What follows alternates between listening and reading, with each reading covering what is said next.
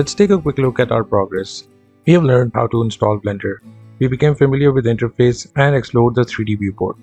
So far we have completed the first 4 sections of our course. Now let's learn about viewport navigation. Welcome to section number 5. In this section we'll learn how to move around the scene efficiently using Blender's viewport navigation tools.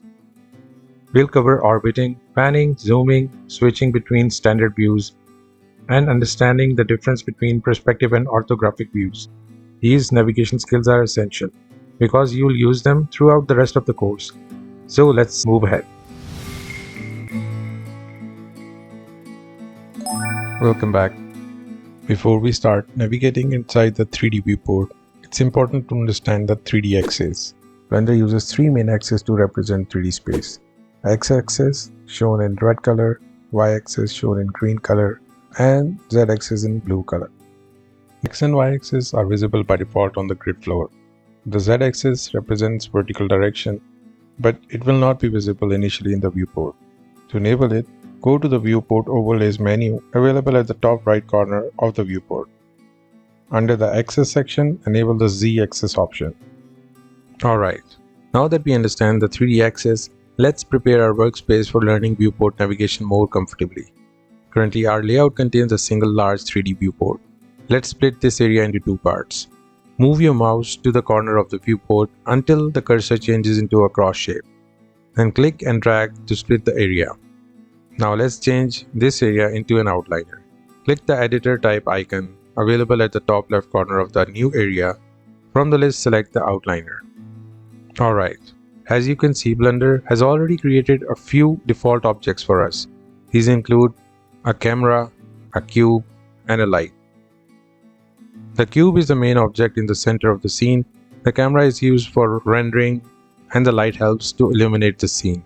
You may have noticed that the selected objects in Blender are outlined in orange color. For this lesson, let's temporarily hide the default cube. We'll be exploring navigation, panning, zooming, and different views more clearly using another object. In the outliner, click the eye icon next to the default cube to hide it. Now let's add a Suzanne monkey head object. We are using Suzanne because its shape makes it easier to understand orientation and different views. For example, the face clearly shows the front view, the ears help identify the side views, and the top of the head helps explain top views. Let's add Suzanne by selecting the Add menu available in the 3D viewport header and select the mesh object and then select the monkey. Alright, let's learn orbiting. Take a moment to notice the current position of objects in the scene, such as Suzanne, camera, and the light. Now, as we are going to orbit around the scene, notice how our viewpoint changes. To orbit around in Blender, press and hold the middle mouse button and move your mouse. The important thing to understand is the orbiting only changes our view of the scene. It does not move the actual objects. You can also rotate the view using the navigation gizmo available at the top right corner of the viewport. Now let's learn how to zoom. Zooming helps you move closer to the objects or farther away while working. You can use your mouse wheel to zoom in and zoom out. Scroll forward to zoom in and scroll backward to zoom out. You can also hold Ctrl plus the middle mouse button and move your mouse for smoother zooming.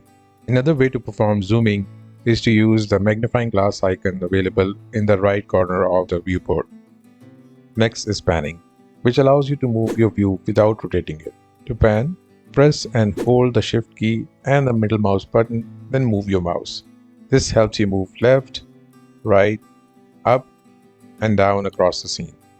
You can also pan using the hand icon available at the right side of the 3D viewport.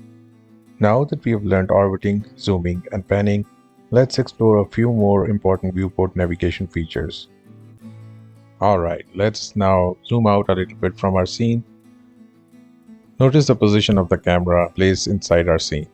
On the right side of the 3D viewport, inside the navigation gizmo area, you'll notice a small camera icon. Clicking this icon switches us into the camera view. This allows us to see the scene from the camera's perspective. That is the same view that will be used for rendering. To exit the camera view, simply orbit around the viewport or press the middle mouse button. Or you can simply select the camera icon again to toggle back to the default view. Let's zoom in a little bit to set our viewpoint to a position from where we can explore and learn perspective and orthographic views. Blender provides two main viewing modes, that is perspective and orthographic. By default, the viewport uses perspective view. This behaves similar to the real-world vision, where distant objects appear smaller. You can toggle between the perspective and orthographic views using this icon available at the right side of the viewport area. In orthographic view, objects maintain their size regardless of the distance. This is very useful for accurate modeling and alignment. Now, let's explore a few keyboard shortcuts on your numpad through which you can switch between orthographic views. If your keyboard does not have a numpad, Blender provides an alternate option called Emulate Numpad. For this, go to Edit, then Preferences. From the Preferences window, make sure the Input tab is selected and then select the Emulate Numpad checkbox. Let's close the Preferences window. Now the regular number keys at the top of the keyboard can also be used for viewport navigation. Press 1 for front view, press 3 for right view, and press 7 for top view. Notice that Blender automatically switches to orthographic modes in these standard views. Another easy way to switch between orthographic views is using the Viewport Gizmo available at the top right corner of the 3D viewport. Notice small labels for the positive and negative directions of each axis. Clicking these axis directions instantly switches the viewport to the corresponding orthographic view. Another very useful navigation feature is the navigation pie menu. Press the tilde key located below the escape key on most of the keyboards. This opens the navigation pie menu with quick options like top view, left view, view camera, view selected, and more. Now let's see a practical example of the view selected option. Let's zoom out and move to a distant area in the scene. Let's select the Suzanne monkey and then press the tilde key to open the navigation pie menu. From the menu, choose View Selected. Notice how Blender instantly focuses on the selected object. This option is very useful. Now let's zoom out from the Suzanne monkey again. We will now access the navigation options from the View menu available in the 3D viewport header. Make sure the Suzanne monkey is selected and go to View and then choose the Frame Selected option. This focuses the viewport on the selected object. This is also a very useful option.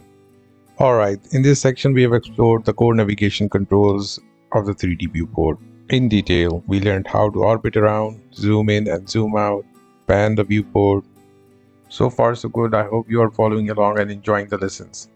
In the next section, we'll start interacting with objects directly using the tools like move, rotate, and scale. Thank you very much for watching. I'll see you in the next one. Great progress so far. In this section, we learned how to navigate around the 3D viewport using orbiting, panning, and zooming. We also explored the standard viewpoints and understood the differences between perspective and orthographic views. These navigation skills will become second nature as you continue working in Blender, and you will use them constantly throughout the rest of the course. In the next section, we'll begin interacting with objects.